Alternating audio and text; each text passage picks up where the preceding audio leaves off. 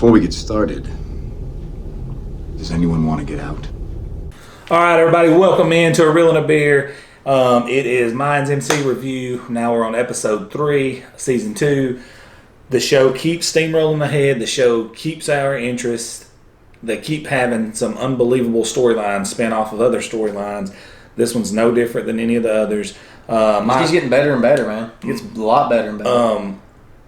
You gonna go ahead and lead off, man? Kind of guide us through. Just go ahead and start us off, and then we're gonna both chat back and forth. Man, like I said, it's really gaining steam. This show is really gaining steam. So, with that being said, man, I mean, to kind of really how the show kind of starts off this time is, last time we got to see how one of the the charters. One of the members got shot by the cops. To kind of give you a little rundown on that, and that's kind of how the show ended. And it picks up right where it left off. So basically, where it shows now that Easy and Angel's back at the clubhouse. They're talking to the club, and we find out that that the prostitute or the lady's a drug addict. She prostitute. Yeah, she's at the clubhouse with them. So they bring her back after this happened, and now Bishop and the rest of the MC is talking a little bit more about this, and they decided that Bishop decides that San Pedro is the one that's going to be leading this basically what happened to the guy that got shot. And they're going to be the ones retaliating, so it doesn't fall back on the ones out of Charming, the chapter leaving out of Charming. Bishop, he's growing on me, bud. Yeah. He's a strong leader, and they haven't really showed that. He's like Clay without the back, without the undermining shit that he did in Sons in the first few series. Yeah. Clay was a pretty good leader, but he did a lot of undermining shit. This dude's more straight laced than that. Go ahead. Yeah, he's a great leader, man, and I think you get to see a lot. I think we're going to see a lot more of that. I think we see why he's head at the table. Mm-hmm. And so it was like I said, it was brought to the attention that the cops and what the Easy and how they seen, and what they're going to use is they're going to use that girl as bait. And that's something that they really want to try to do with this one. So they're going to try to get this lady to give them a call about the video that was shot, that she's got this evidence, and that they're going to try to come to her. And that's what they're trying to do. It's basically set a trap. So the MC is going to set a trap for the cops. So she's reaching out to them. So to kind of jump ahead a little bit in this story, we'll come back to that. Now we've got Emily. She goes to. I don't like her. She goes into that. She's got her. She's always trying to be a little bit more. She's trying to run like a clean deal, trying to get the Glendo cartel looking a little bit more like they're trying to be a little bit more straight shot now, trying to do everything on the up and up. And she keeps running into these issues as far as like the city and the mayor and everything. Obviously, with the other people bidding on the job that she's going for. And so now she's about to start playing a little bit dirty. She's starting to want to kind of do a little bit more manipulating, a little bribery with the mayor. And that's exactly what she does. So she gets, that's something she's going to try to work on. Outside of the taxi service. Yeah. And before she goes and talks to the mayor, she's kind of talking with Glendo. And, of course, his mother comes out and tries, and her, of course, him and her, with this dispute, she's talking to Glendo about this. About making this bribe to the mayor. Of course, Glendo doesn't like it at all because he thinks that she's been trying to do everything on the up and up, and now she's dipped into what he does. Well, he knows that they're down. He's embedded with everybody already. He don't need another card in his hand. Exactly. Hell, he's trying to avoid being hooked up with anybody. Hell, he's got enough coals in the fire. I don't blame him. Yeah, and he's he gets upset about that. So while him and her's arguing. The mother tries to take their son from Emily, while they're arguing. And, of course, this really upsets Emily. And she says, don't touch, don't touch him. I don't like her, man. I don't like her character, dude. It's not... It seemed like it was going to be gaining a lot more ground last season. And with the whole Easy thing. And now she's kind of smoldered out. This is the afterthought. So basically after this we've got, that's just one area that we're kind of working on from the beginning of the show, but then it kind of just flipped and we've got, so now Potter just shows up at the house. Damn weirdo. And this weird guy does not even hesitate to basically tell Glendo who he's working for. Mm-hmm. He's like, basically, you work for me, you're going with us now. Mm-hmm. So, strong arms him. Yeah, so, right there in front of everybody that he says he's got a pretty packed schedule, and he's like, no, you don't. Yeah, I just freed you up. I just freed you up. Yeah. So he said, you don't know more? Yeah, not anymore. That dude's he's a creepy ass actor, but he does his job on this show. I'll tell you that, and on Sons. Yeah, he did. And you know, it's a lot of people, you kind of see the agenda. With him, you don't really, it's hard to see what his agenda is always going to, it seems like it's ever changing with him. You never know which direction he's going to go in, what he could actually pull. I think he does a lot of this for self-entertainment. Really, I do. I think he this weird shit. You remember him playing with the sex dolls on Sons? You remember him eating the apple pie that had blood on it? Yeah. And he's just like, it's not homemade. I mean, it's like, what the hell? Yeah. And he's here today and then gone tomorrow. Like, you just never really know what you're going to get. His mind's just a crash, our buddy. He is. Go ahead. So whenever he's leave, before they leave, Glendo tells Alvarez, hey, check on our queen, which means we're talking about Annalita. Now we speculated it was, but when he says our queen, I think he's meaning it from a passionate standpoint, like a self, like he's calling her queen, like, it's like his number one side chick. It might be personally, I may be wrong, and I know he don't know that Angel's the father of her kid. I know he don't know that. So all that ain't come about yet, but go ahead. I think he means, I think he trusts Alvarez enough to know that, he knows like what the Sopranos would call Gumars. I think he thinks Annalita's going to be that way with him, but that ain't happening, I don't think. No, I don't think so either. But you really never know, because Kurt Sutter always has these undertones that you never really know if it really is going to gain anything that they say gains ground, or if it's just nothing. Smoke screen. Yeah, and you never really know, because that's what makes this series and what makes the Sons of Anarchy and Mayans such a great show, because you really never know what's going to take traction, because like you said, smoke screen, or it could be something that could really just it could be something that changes the whole direction of the show. Game changer. So Alvarez, while they're going through this, that he tries to go and talk to Annalita. And the little girl's upset that we've seen in the past few shows has had to go through a lot, and she's really upset. And Alvarez basically bonds with the little girl and tells her hey, you're a survivor. People fear our scars because they know that we're warriors, we're a lion. And of course that really bonds with the little girl. And he's a great actor. Yeah, he is a great actor, and so.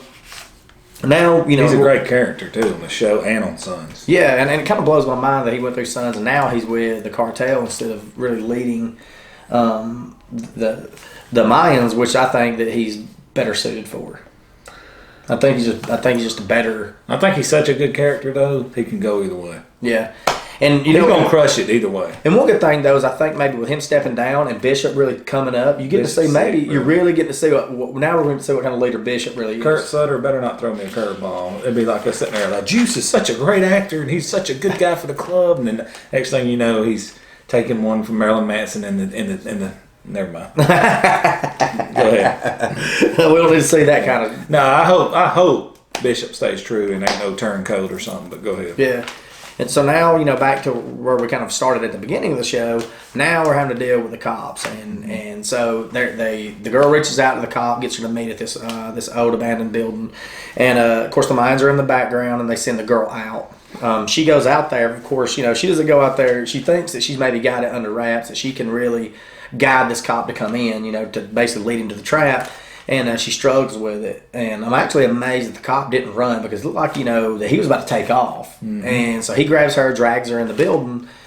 And while they're in the building, he's coming in. Well, then, of course, the first person he sees is Bishop. And Bishop's talking to him. And he's like, man, basically tells him, hey, we got you surrounded. So that's your boy Coco. Yeah. Oh, dude, Coco's... He's the last guy you want to see walk out from the shadows. If some shit's about to pop off and you're surrounded, I hate to keep doing the Sons Mines, Bridgeways there, but he's the Tig of this series. He's the weird one. He's also the one to go the extra mile. He's the last one somebody wants to see walk out in the shadow when it comes questioning time, or something. We got to get some answers out of somebody. You don't want to see that guy. Something I just was thinking about that though, and something me and you haven't discussed at all about the show, period. This has a lot less comedy than the other ones. With Tig and with that tranny and the Sons, it had a lot of funny stuff, and we've got, our boy these Hansy. characters are really like more serious though. I mean, like even Coco. I mean, he does some goofy, funny shit, but he's in a dark place, and he's like a drug addict too. On top of that, I mean, dude killed his mom. I mean, like these characters are serious. Easy, you don't see Easy joking. There's nothing funny about him. There's damn sure nothing funny about Angel. Yeah, he'll throw a one-liner in there on somebody like you're a bad motherfucker with a gun. Well, yeah, that's why I carry it. You know, I mean, hell, they get some one-liners. There's not really many playing like that. But Tig was a comedy though, like he fiddling on dead women, and hell, he may have fed on dead men, and he had a tranny fetish. I mean, that kind of stuff's funny. These dudes ain't funny, man. They're just they're business oriented. Go ahead. Yeah, and I think a lot of that we do got the cartel, which the Sons didn't really have as much in. It doesn't seem like we had a lot of different, and they damn sure ain't funny. Yeah, yeah, with the Irish and things like that. That was a good thing. So to each his own. This show's got its own spin. So now we're kind of back to Emily, and I don't really know how much this is really going to get to play into the future of the show. We'll just throw it in there because, like I said, we want to cover the show and make sure you guys are well informed. So Emily meets with the mayor, calls her up, and has her meet with her. And so when she shows up, she's basically like, hey, I know you had to deal with a lot with this fire that happened before, and basically I want to help you out. And hands her a check for like $50,000, I believe, a huge check to try to help out the mayor. So the mayor's like, what are you really wanting out of this? And so at first she's kind of like wanting to kind of let her know that it's a bribe, basically, and then the mayor kind of puts her on the spot. Well, then she kind of like wants to backpedal. No, look, I'm just trying to help a friend.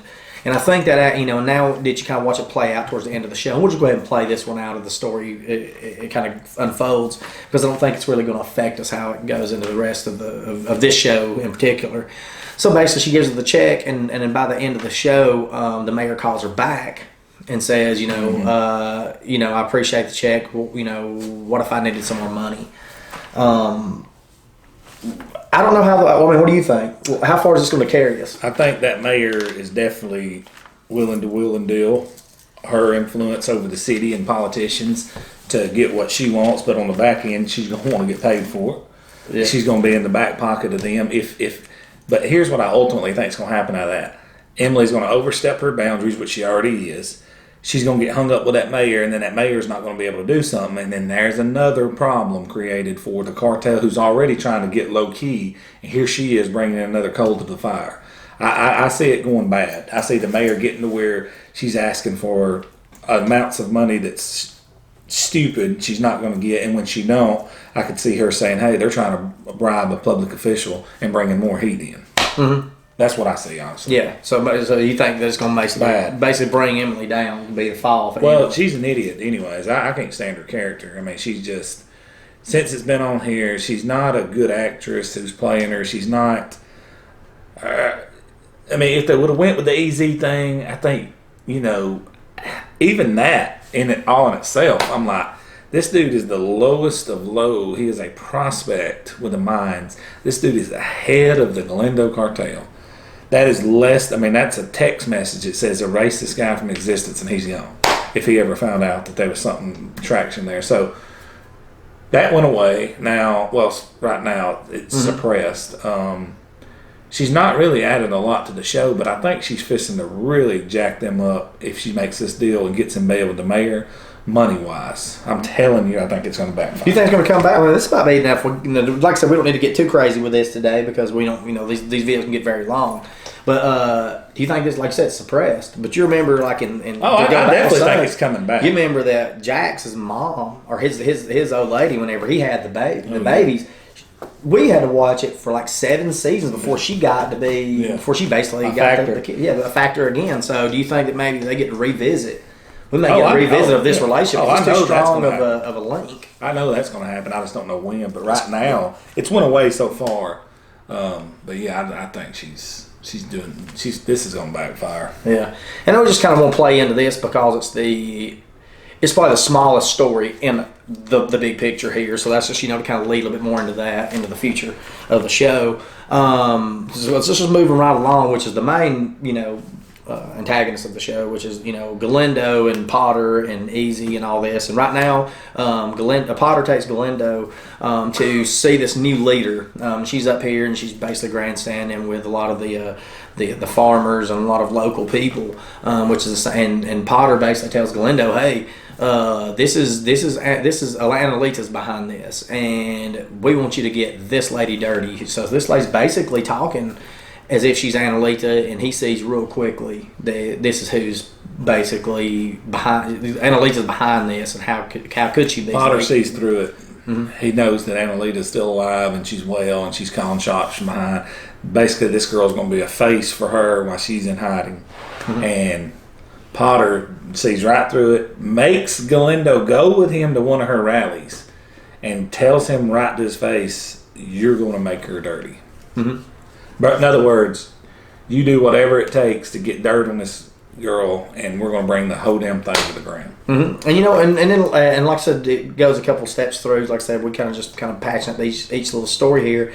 Then we get to find out that as he tells him this, he arrives back, and of course it's later on in the afternoon, and we get to see Galindo's getting out of the car. Emily calls Galindo, and he's just getting out, and he just tells Emily, "Hey, I just got dropped off. Potter dropped me off at the border." Doesn't tell him where he's at, and we find out that he's with Annalita. He goes down in the tunnels, and Annalita's there. The tunnels they used to run drugs through. So we get to talk. He gets talking to Annalita about what Potter's asking to do. So Annalita, you can see she's concerned about this. So obviously he's going to have to. It puts them in that he's going to have to do something, and they're going to have something to where either they fake a death or gets her dirty or something they've got to pull off here. Obviously they're in the cahoots together, so they'll figure it out. But I think what's going to be the big one on this when Emily finds out that they're talking and he's lying about it, that could blow the doors off of. That's why she said that little comment like "who's she pregnant by" or something that the series first started in season 2. Sorry, she I think she's got her suspicions there. It's going to play out, I think, rightfully so, because I think he thinks that they're in this big relationship or it's headed down that road, But no, I think she still loves Angel, or wants to be with Angel, but she don't know how to approach it. Mm-hmm. She's got to show that face that nobody's around, I agree. Well, man, I think we got only one last thing we got to do to wrap this one up, man, and we're good. And it's the funeral scene. Yeah. So we're getting to finally see our guy that died in the very beginning. His name, but the one that got shot when he walked up on the cops, and the blowjob on the. So we're getting to watch this funeral play out. Everybody's coming in and out of the funeral. Easy and Angel and the rest of the club's there, and also you get to see the charming chapter is there. And while we're watching this funeral scene, Happy comes in. Comes in the door. God almighty. And right before he really comes in, they see him come in, and Angel tells him that he's got to go, that they got to go finish up this deal with Angel stares him down at first. Mm-hmm. So they and obviously they know what's up, and then Happy, based off of you've seen the show previously before, you're getting to see that he obviously knows who they are, and there's some play in here. So we get to see them. He tells Bishop, Angel tells Bishop that they're going to need to go take care of some business. They leave, and we get a little bit of Sons of Anarchy nostalgia as they're driving down the road, and we get to see where Jax Teller had, or was it JT? So Jax, that's where the one he hit the rocks, and we get to see as they drive by where he had died. Well, JT, his dad. His dad. So that was where they had died and hit the rocks and everything. John Teller. John Teller. So. That was cool. So we get to see that, and it's always good when we get to see a little link to the Sons of Anarchy. And so as Happy, next thing we see is Happy pulling up at his house. We get to see where Happy finally lives. We never got to see that previously before, I don't believe. And he gets out because the dog's barking. And as soon as he shuts the door and he's telling his dog, to be quiet, everything's cool. Well, look who comes out from behind the door. Angel and Easy, guns drawn, put it right in the back of his neck, and Happy knows he's in a world of shit at that point. And that's our show on that. So it ends.